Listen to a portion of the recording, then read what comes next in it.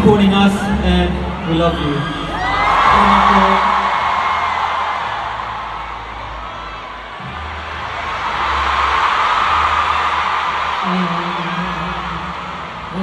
Just like what Steven Yeun said, this past few months ever since we debuted, and even though before we debut, we always want to show you guys our like perfect performance, our good size movie, to the point that we also forgot to tell ourselves that we're doing a great job.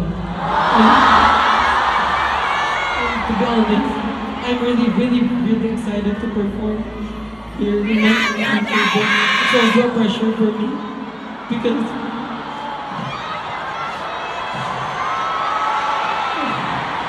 to be honest, I've tried to be strong, but sometimes, yeah, mahirap po. But seeing how much you guys prepare, like seeing you guys work hard more than us, like wala po akong reason para hindi mag-work hard pa po. Thank you so much for giving us a memory na never namin mapo-forget. And thank you for giving us a home, a hope, and a place that we can rest. And I hope that ganun din po kayo. And also, there's a lot of like fans who came here from other countries as well.